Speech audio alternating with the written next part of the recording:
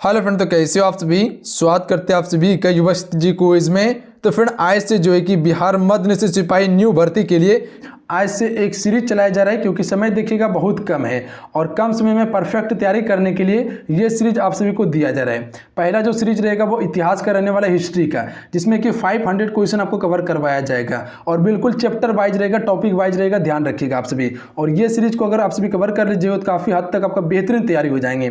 देखिए, अगर एग्जाम में 50 से 60 नंबर लाते हैं तो आपका कुछ नहीं होने वाला है। जब तक आप सभी टारगेट 80 प्लस को नहीं लीजिएगा तब तक आपका रिजल्ट नहीं होने वाला है। तो 80 प्लस टारगेट बनाने के लिए आप सभी जोर शोर से मेहनत कीजिए, दम लगा के मेहनत कीजिए। तो इसके लिए जो है कि एक सीरीज चलाया जा रहा है।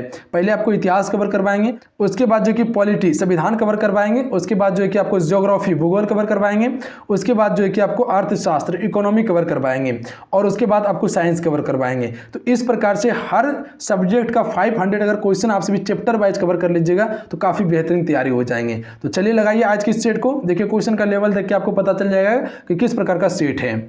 अगर रिजल्ट बनाना चाहते हैं तो टाइम निकाल के आप सभी इस सेट को जरूर सॉल्व कीजिए, क्योंकि समय आपके पास कम है। कम समय में बेस्ट चीज आपको देने वाले हैं। तो चलिए शुरू करते हैं।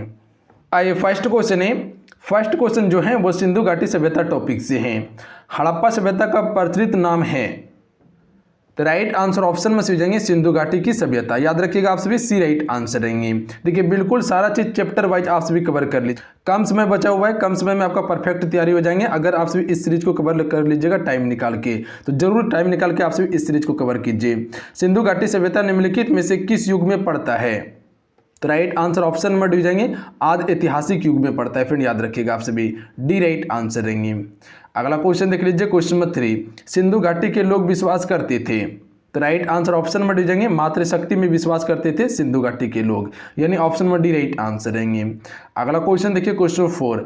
हड़प्पा वासी किस धातु से परिचित नहीं थे। तो देखिए, हड़प्पा वासी जो परिचित नहीं थे वो लोहा से परिचित नहीं थे, जबकि सोना चांदी से परिचित थे, तांबा कांसा से परिचित थे, टीन और सोसा से परिचित थे, जबकि लोहा से परिचित नहीं थे, यानी ऑप्शन में डी राइट आंसर रहेगा। अगला क्वेश्चन देख लीजिए, हड़प्पा कालीन मुहरें अधिकांश बनी है।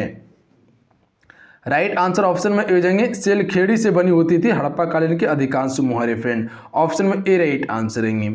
अगला क्वेश्चन देखिए, सिंधु घाटी सभ्यता के मकान बने थे। तो देखिए, सिंधु घाटी सभ्यता के जो मकान बने थे वो अधिकांश ईंटों से बने थे, यानी ऑप्शन में बी राइट आंसर रहेंगे। ध्यान रखिएगा आप सभी, ईंटों से बने थे। क्वेश्चन क्लियर है। अगला क्वेश्चन देखिए, सिंधु सभ्यता से जुड़े किस स्थान पर बंदरगाह के अवशेष प्राप्त हुए हैं। तो देखिए, सिंधु घाटी सभ्यता से जुड़े किस स्थान पर बंदरगाह के अवशेष जो प्राप्त हुए हैं वो है लोथल से, यानी ऑप्शन में सी राइट आंसर रहेंगे। देखिए, लोथल जो है फ्रेंड वो गुजरात राज्य में भोगवा नदी के तट पर स्थित है। अगला क्वेश्चन देखिए, हड़प्पा वासी किस वस्तु उत्पादन में सर्वप्रथम थे। तो देखिए, हड़प्पा वासी सबसे अधिक जो वस्तु का उत्पादन करता था वो कपास का उत्पादन करता था, यानी ऑप्शन में सी राइट आंसर रहेंगे इसका। अगला क्वेश्चन देख लीजिए फ्रेंड। अगला क्वेश्चन ये है कि निम्नलिखित विद्वानों में से हड़प्पा सभ्यता का सर्वप्रथम खोजकर्ता कौन था। तो देखिए, हड़प्पा सभ्यता की जो खोज की गई थी वो एक कनिंघम के द्वारा किया गया था, यानी ऑप्शन में सी राइट आंसर रहेंगे। ध्यान रखिएगा आप सभी, एक कनिंघम ने हड़प्पा सभ्यता की खोज की थी। अगला क्वेश्चन देखिए, क्वेश्चन नंबर 10। सिंधु सभ्यता का पतन नगर जिसे बंदरगाह भी कहा जाता है कौन सा था। तो देखिए, सिंधु सभ्यता का पतन नगर जो है फ्रेंड बंदरगाह जो था वो था लोथल, ऑप्शन में बी राइट आंसर रहेंगे। ध्यान रखिएगा आप सभी। अगला क्वेश्चन कर लेते हैं। अगला क्वेश्चन ये बन रहे कि हड़प्पा सभ्यता की खोज सर्वप्रथम हुई थी। तो देखिए, हड़प्पा सभ्यता की जो खोज की गई थी वो 1921 में की गई थी। अगला क्वेश्चन देखिए, मोहनजोदड़ो कहाँ स्थित है। तो देखिए, मोहनजोदड़ो जो स्थित है वो सिंध में स्थित है, पाकिस्तान के सिंध प्रांत में स्थित है, ऑप्शन बी राइट आंसर रहेंगे। अगला क्वेश्चन देख लीजिए, सिंधु सभ्यता में बृहत स्नागर पाया गया है। तो देखिए, सिंधु सभ्यता में बृहत स्नागर जो पाया गया है वो मोहनजोदड़ो में पाया गया है, ऑप्शन में बी राइट आंसर रहेंगे। अगला क्वेश्चन है, हड़प्पा सभ्यता का सर्वप्रथम मान्यता प्राप्त काल है। तो राइट आंसर ऑप्शन में जाएंगे निश्चित नहीं हो सका है। देखिएगा, लुसेंट का बुक अगर आप सभी देखिएगा तो उसमें जो दिया गया है वो सिंधु घाटी सभ्यता का टाइम पीरियड जो है वो 23.5 से 17.5 साल ईसा पूर्व दिया गया है। अगला क्वेश्चन है, सिंधु घाटी की सभ्यता में घोड़े के अवशेष मिले हैं। तो ये मिले हैं सुतकोटदा से, ऑप्शन में ए राइट आंसर रहेंगे। अगला क्वेश्चन है, अगला क्वेश्चन ये बन रहा है कि निम्नलिखित में से किस पदार्थ का उपयोग हड़प्पा काल की मुद्राओं के निर्माण में मुख्य रूप से किया गया था। तो राइट आंसर ऑप्शन में ये हो जाएंगे टेराकोटा का प्रयोग किया गया था फ्रेंड मुख्य रूप से। अगला क्वेश्चन कर लेते हैं क्वेश्चन नंबर 17, हड़प्पा सभ्यता किस युग की थी? तो देखिए हड़प्पा सभ्यता जो थी फ्रेंड वो कांस्ययुगीन सभ्यता थी। ऑप्शन में ए राइट आंसर है, इंपॉर्टेंट क्वेश्चन है फ्रेंड। अगला क्वेश्चन देख लीजिए, सिंधु घाटी सभ्यता के लोगों का मुख्य व्यवसाय क्या था? तो इसका राइट आंसर ऑप्शन में हो जाएंगे ये सभी थे, यानी कि व्यापार करना, पशुपालन करना, कृषि करना, ये मुख्य व्यवसाय था सिंधु घाटी सभ्यता के लोगों का। अगला क्वेश्चन देख लीजिए, हड़प्पा सभ्यता के निवासी थे? तो राइट आंसर ऑप्शन में भी जाएंगे शहरी निवासी थे। ध्यान रखिएगा आप सभी, उस समय भी शहरी निवासी हुआ करता था, तो ध्यान रखिएगा हड़प्पा सभ्यता एक शहरी निवासी थे। अगला क्वेश्चन देख लीजिए, अगला क्वेश्चन ये है कि सिंधु सभ्यता के घर किसके बनाए जाते थे? तो आपसे को बताए थे कि सिंधु घाटी सभ्यता के घर जो है वो ईंटों से बनाए जाते थे। ए राइट आंसर रहेंगे। अगला क्वेश्चन देखिए, अगला जो टॉपिक है वो है वैदिक सभ्यता, यानी हड़प्पा सभ्यता को हम सभी कंप्लीट कर चुके हैं और अब जो आएंगे वैदिक सभ्यता में।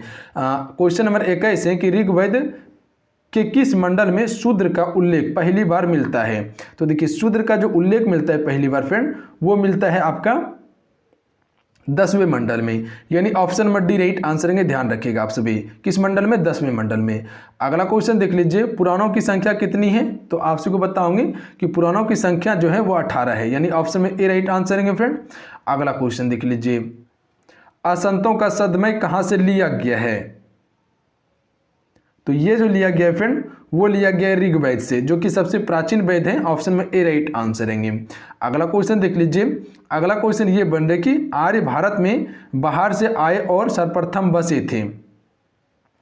तो ये बसे थे पंजाब में। ध्यान रखिएगा, आर्य कहाँ से आए थे? मध्य एशिया से आए हुए थे और ये सर्वप्रथम भारत आके पंजाब में बसे थे।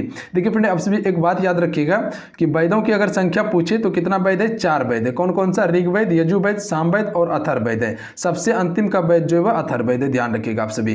अगला क्वेश्चन देख लीजिए, गायत्री मंत्र किस पुस्तक में मिलता है? तो देखिए गायत्री मंत्र का जो उल्लेख मिलता है फ्रेंड वो ऋग्वेद में मिलता है। ध्यान रखिएगा, ऋग्वेद में मिलता है, ऋग्वेद पुस्तक में मिलता है। अगला क्वेश्चन है, आर्य शब्द का सांदिक अर्थ है? तो राइट आंसर ऑप्शन में भी हो जाएंगे कुलीन। ध्यान रखिएगा आप सभी। अगला क्वेश्चन देख लीजिए, वेदों की संख्या कितनी है फ्रेंड? तो अभी बताएं आपको, वेदों की संख्या कुल 4 वेद हैं। ऑप्शन में सी राइट आंसर रहेंगे। अगला क्वेश्चन देखिए, भारत के राजनीतिक चिन्ह में प्रयुक्त होने वाले सतमेव जयते किस उपनिषद से लिया गया है? तो देखिए ये जो लिया गया वो मुंडको उपनिषद से लिया गया है, यानी ए राइट आंसर रहेंगे। ध्यान रखिएगा आप सभी। अगला क्वेश्चन कर लेते हैं क्वेश्चन नंबर 30, ऋग्वैदिक आर्यों का मुख्य व्यवसाय क्या था फ्रेंड? तो ये मुख्य व्यवसाय जो था राइट आंसर ऑप्शन में भी हो जाएंगे पशुपालन था। ध्यान रखिएगा आप सभी, ऋग्वैदिक आर्यों का मुख्य व्यवसाय क्या था? पशुपालन था। अगला क्वेश्चन देख लीजिए, भारतीय संगीत का आदि ग्रंथ कहा जाता है? तो देखिए भारतीय संगीत का आदि ग्रंथ जो कहा जाता है वो कहा जाता है सामवेद को। ऑप्शन में डी राइट आंसर है। ध्यान रखिएगा, सामवेद को संगीत का वेद भी कहा जाता है इसे। अगला क्वेश्चन देख लीजिए, सर्वप्रथम विधि निर्माता कौन थे? राइट आंसर ऑप्शन में हो जाएंगे मनु जो फ्रेंड, ये सर्वप्रथम विधि निर्माता थे। अगला क्वेश्चन देख लीजिए, कपिल मुनि द्वारा प्रतिपादित दार्शनिक प्रणाली है? राइट आंसर ऑप्शन में भी हो जाएंगे सांख्य दर्शन। सांख्य दर्शन जो फ्रेंड ये कपिल मुनि द्वारा प्रतिपादित दार्शनिक प्रणाली है। अगला क्वेश्चन देख लीजिए, अगला क्वेश्चन नंबर है 34, निम्नलिखित में से किसका संकलन ऋग्वेद पर आधारित है? तो देखिए ऋग्वेद पर जो आधारित है वो सामवेद का संकलन जो है वो ऋग्वेद पर आधारित है। ऑप्शन में बी राइट आंसर रहेंगे। अगला क्वेश्चन कर लेते हैं, चरक संहिता नामक पुस्तक किस विषय से संबंधित है? तो देखिए चरक संहिता नामक पुस्तक जो संबंधित है फ्रेंड ये है चिकित्सा से। ऑप्शन में सी राइट आंसर रहेंगे। अगला क्वेश्चन देख लीजिए, सबसे प्राचीन वेद कौन सा है? तो सबसे प्राचीन वेद जो है वो ऋग्वेद है। याद रखिएगा, ए राइट आंसर रहेंगे। अगला क्वेश्चन देख लीजिए, ऋग्वेद में कुल कितने मंडल हैं? तो राइट आंसर ऑप्शन में डी हो जाएंगे 10 मंडल हैं। अगला क्वेश्चन देख लीजिए, आर्य भारत में संभवतः आए थे? तो अभी बताया आपको कि आर्य भारत में संभवतः जो आए हुए थे वो मध्य एशिया से आए थे, यानी बी राइट आंसर रहेंगे। अगला क्वेश्चन है, कौन सा वेद असंत गद्य के रूप में परिचित है? तो राइट आंसर ऑप्शन में भी जाएंगे यजुर्वेद है फ्रेंड। अगला क्वेश्चन देख लीजिए, ऋग्वैदिक युग की प्राचीनतम संस्था कौन सी थी? तो इसका राइट आंसर ऑप्शन में से हो जाएंगे विदत थी। अगला क्वेश्चन कर लेते हैं, अगला क्वेश्चन ये बन रहे कि प्राचीनतम व्याकरण अष्टाध्यायी के रचनाकार हैं? तो देखिए प्राचीनतम व्याकरण अष्टाध्यायी के रचनाकार जो हैं वो कौन है, तो पाणिनि है। Option number D right answer रहेंगे, ध्यान रखिएगा आप सभी, पाणिनि। अगला क्वेश्चन देख लीजिए। अगला क्वेश्चन ये बन कि ऋग्वेद में सबसे पवित्र नदी किसे माना गया है, तो ऋग्वेद में सबसे पवित्र नदी जो माना गया है वो सरस्वती को माना गया है। अगला क्वेश्चन देख लीजिए। वैदिक समाज की आधारभूत इकाई है, तो राइट आंसर ऑप्शन में से हो जाएंगे 20 से, ध्यान रखिएगा आप सभी। वैदिक समाज की आधारभूत इकाई क्या है, 20। अगला क्वेश्चन देख लीजिए। अगला क्वेश्चन ये बन कि ऋग्वैदिक काल के उस सबसे प्रधान देवता की पहचान करें जिसकी संस्तुति में 250 सूतकों की रचना की गई थी, तो राइट आंसर ऑप्शन में हो जाएंगे इंद्र। इंद्र की गई थी, ध्यान रखिएगा आप सभी। अगला जो टॉपिक है वो टॉपिक है महाजनपद काल, तो अभी महाजनपद काल को कवर करेंगे। क्वेश्चन नंबर 45 जो है, हर्यक वंश के किस शासक को कुनिक कहा जाता था, तो राइट आंसर ऑप्शन में से जाएंगे अजातशत्रु को जो फ्रेंड वो हर्यक वंश का कुनिक कहा जाता था, ध्यान रखिएगा। इसी के समय में पहली बार जो है कि बौद्ध संगीति का आयोजन किया गया था। अगला क्वेश्चन देख लीजिए। 323 ईसा पूर्व में सिकंदर महान की मृत्यु हुई थी, तो ये कहाँ हुई थी, बेबीलोन में, ध्यान रखिएगा आप सभी। सिकंदर महान की मृत्यु कहाँ हुई थी, बेबीलोन में। अगला क्वेश्चन है, सिकंदर महान एवं पोरस पुरुष की सेनाओं ने निम्नलिखित में से किस नदी के आमने सामने वाले तटों पर पड़ाव डाला हुआ था, तो देखिए इसका राइट आंसर जो हो जाएंगे वो झेलम नदी के तट पर हो जाएंगे। झेलम नदी के तट पर आमने सामने में पड़ाव डाला हुआ था, यानी कि रहने का व्यवस्था किया था, अपना डेरा डाला था। अगला क्वेश्चन है, नंद वंश का संस्थापक कौन था फ्रेंड, तो इसका राइट आंसर ऑप्शन में हो जाएंगे महापद्मानंद, ध्यान रखिएगा आप सभी। अगला क्वेश्चन देखिए, सिकंदर ने भारत पर कब आक्रमण किया था, तो ये कब आक्रमण किया था, 326 ईसा पूर्व में किया था। अगला क्वेश्चन देख लीजिए, मगध की प्रथम राजधानी कौन सी थी फ्रेंड, तो राइट आंसर ऑप्शन में से हो जाएंगे गिरिब्रज। अगला क्वेश्चन देखिए, किस शासक द्वारा सर्वप्रथम पाटलिपुत्र का राजधानी के रूप में चयन किया गया था, तो right answer option number A C हो जाएंगे, उदयन ने किया था। उदयन ने अपनी राजधानी को पाटलिपुत्रा बनाया था, ध्यान रखिएगा आप सभी। अगला क्वेश्चन देख लीजिए, 16 महाजनपदों की सूची उपलब्ध है, तो ये किस में उपलब्ध है, अंगुत्तर निकाय में, ध्यान रखिएगा आप सभी। 16 महाजनपदों की सूची का जो उल्लेख मिलता है वो अंगुत्तर निकाय में मिलता है फ्रेंड। अगला क्वेश्चन देख लीजिए, नंद वंश का अंतिम सम्राट कौन था जिसे चंद्रगुप्त मौर्य ने हराया था, तो राइट आंसर ऑप्शन में भेजेंगे घनानंद था, ध्यान रखिएगा आप सभी। उखाड़ के फेंका इसको, उसके बाद मौर्य वंश की स्थापना की। अगला क्वेश्चन देख लीजिए, सिकंदर के आक्रमण के समय उत्तर भारत में निम्नलिखित राजवंशों में से किसका एक शासन था, तो इसका राइट आंसर ऑप्शन में से हो जाएंगे नंद वंश का शासन चल रहा था उस समय जब सिकंदर ने भारत पर आक्रमण किया। अगला टॉपिक देखिए, टॉपिक नंबर 4 जो है वो धार्मिक आंदोलन से है। क्वेश्चन नंबर 55 है कि महावीर का जन्म किस क्षेत्रीय गोत्र में हुआ था, तो इसका राइट आंसर ऑप्शन में भेजेंगे ज्ञात्रिक गोत्र में हुआ था, ध्यान रखिएगा। महावीर जो थे फ्रेंड ये जैन धर्म के 24वें और अंतिम तीर्थंकर थे। अगला क्वेश्चन देख लीजिए, गौतम बुद्ध का जन्म स्थान कहाँ है, तो right answer option number D हो जाएंगे लुम्बिनी में। लुम्बिनी नेपाल में पड़ता है, वहीं पर जो है कि गौतम बुद्ध का जन्म हुआ था। मृत्यु कहाँ हुआ था, कुशीनगर में हुआ था। ज्ञान की प्राप्ति कहाँ हुआ था, बोध गया में। और प्रथम उपदेश जो दिया था सारनाथ में दिया था। सारनाथ वाराणसी में पड़ता है, उत्तर प्रदेश में। अगला क्वेश्चन है, प्राचीनतम विश्वविद्यालय कौन सा था, तो इसका राइट आंसर हो जाएंगे नालंदा विश्वविद्यालय हो जाएंगे, जो कि बिहार में है, सबसे प्राचीनतम विश्वविद्यालय है।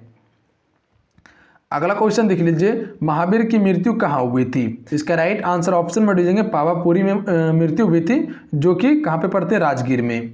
अगला क्वेश्चन देख लीजिए, किस भाषा में बौद्ध ग्रंथ पिटको लिखा गया था, तो देखिए पिटको की जो रचना की गई थी वो पाली भाषा में की गई थी, यानी ऑप्शन में सी राइट आंसर रहेंगे। अगला क्वेश्चन है, जैनियों के पहले तीर्थंकर कौन थे, तो देखिए सबसे पहले तीर्थंकर जो थे वो ऋषभ देव थे, और अंतिम कौन थे, तो वो थे आपका महावीर स्वामी, 23वें पार्श्वनाथ थे। अगला क्वेश्चन है, जैन परंपरा के अनुसार जैन धर्म में कुल कितने तीर्थंकर हुए थे, तो कुल 24 तीर्थंकर हुए थे, यानी ऑप्शन में सी राइट आंसर रहेंगे। अगला क्वेश्चन है, त्रिपिटक धर्म ग्रंथ है, तो देखिए त्रिपिटक जो है ये बौद्ध धर्म का धर्म ग्रंथ है, यानी बी राइट आंसर रहेंगे, याद रखिएगा आप सभी। अगला क्वेश्चन देख लीजिए फ्रेंड। अगला क्वेश्चन ये बन कि बौद्ध ने निम्नलिखित में से किस स्थान पर महापरिनिर्वाण मृत्यु प्राप्त किया था, तो देखिए बौद्ध धर्म में मृत्यु को जो कहा गया है वो महापरिनिर्वाण कहा गया है, और ये किस स्थान पे हुआ था, तो कुशीनगर में हुआ था, ध्यान रखिएगा आप सभी। ऑप्शन नंबर ए राइट आंसर रहेंगे। क्वेश्चन क्लियर है। अगला क्वेश्चन देखिए, अगला क्वेश्चन ये बन कि किसके द्वारा तृतीय बौद्ध संगीति को संरक्षण प्रदान किया गया था। तो इसका right answer option number B हो जाएंगे, अशोक के द्वारा किया गया था। अगला क्वेश्चन देख लीजिए, अगला क्वेश्चन ये बन कि गौतम बुद्ध ने अपना प्रथम उपदेश कहाँ दिया था। तो राइट आंसर ऑप्शन में से जाएंगे सारनाथ में दिया था। अगला क्वेश्चन देख लीजिए, जातक किसका ग्रंथ है। तो देखिए जातक जो है फ्रेंड वो बौद्ध धर्म का पवित्र ग्रंथ है। अगला क्वेश्चन देख लीजिए, सिद्धार्थ बुद्ध को ज्ञान की प्राप्ति कहाँ हुई थी। तो आपसे को बताए थे कि बौद्ध गया में ज्ञान की प्राप्ति हुई थी, बौद्धिक वृक्ष के नीचे बैसाख के समय में हुआ था। अगला क्वेश्चन देख लीजिए, सारनाथ में बुद्ध का प्रथम प्रवचन कहलाता है। तो इसे क्या कहते हैं हम सभी। तो इसे हम सभी धर्मचक्र परिवर्तन कहते हैं, यानी option number D right answer रहेंगे। अगला क्वेश्चन है, सर्वप्रथम शून्यवाद शून्यता का सिद्धांत का प्रतिपादन करने वाला बौद्ध दार्शनिक का नाम है। तो देखिए सबसे पहले जो है कि शून्यवाद की जो खोज की थी वो किसके द्वारा किया गया था, नागार्जुन के द्वारा, यानी ऑप्शन में सी राइट आंसर रहेंगे। ध्यान रखिएगा आप सभी, किसके द्वारा, नागार्जुन के द्वारा। अगला क्वेश्चन है, दिलवाड़ा के जैन मंदिरों का निर्माण निम्नलिखित में से किसने करवाया था। तो राइट आंसर ऑप्शन में से जाएंगे चालुक्यों के राजवंशों के द्वारा करवाया गया था, या सोलंकी वंश हम भी कह सकते हैं। अगला क्वेश्चन देख लीजिए, नागार्जुन कौन थे। तो इसका राइट आंसर ऑप्शन में जाएंगे बौद्ध दार्शनिक थे। अगला क्वेश्चन है, जैन परंपरा के अनुसार महावीर कौन से तीर्थंकर थे, 24वें तीर्थंकर थे।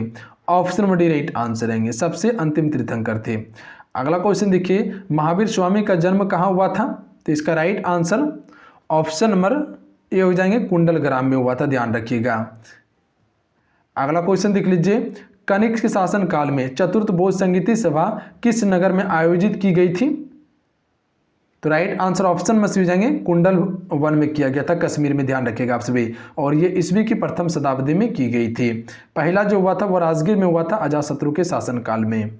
अगला क्वेश्चन देख लीजिए, चौथी बौद्ध परिषद का आयोजन किसने किया था। तो right answer option number B हो जाएंगे, कनिष्क के द्वारा किया गया था। अगला क्वेश्चन देख लीजिए, भारत में पूजित पहली मानव प्रतिमा किसकी है।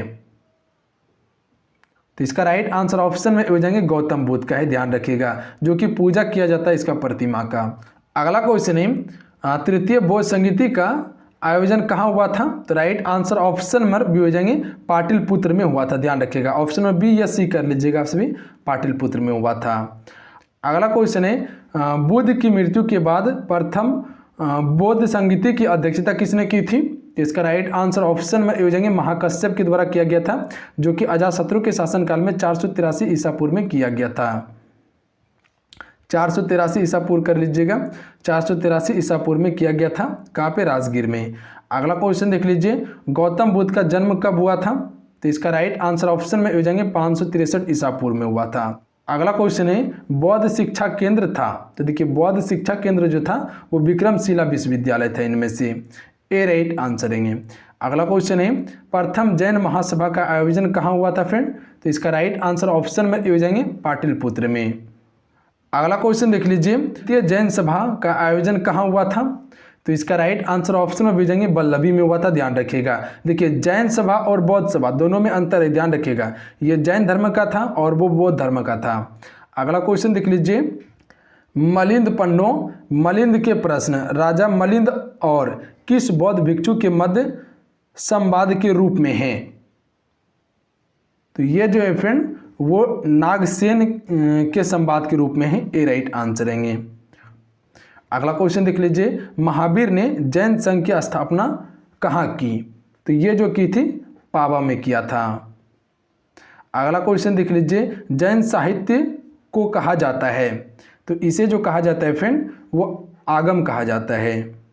अगला क्वेश्चन है, महात्मा बुद्ध किस क्षेत्रीय कुल से थे। तो ये जो थे वो किस क्षेत्रीय कुल के थे। तो शाक्य क्षेत्रीय कुल के थे, ए राइट आंसर रहेंगे। अगला जो टॉपिक है वो है मौर्यकाल। मौर्यकाल से संबंधित प्रश्नों को कवर करेंगे अभी। और क्वेश्चन नंबर 87 है, निम्नलिखित में से प्राचीनतम राजवंश कौन सा है। तो सबसे प्राचीन राजवंश जो है मौर्य वंश है, ए राइट आंसर रहेंगे। इसकी स्थापना किसने की थी, चंद्रगुप्त मौर्य ने।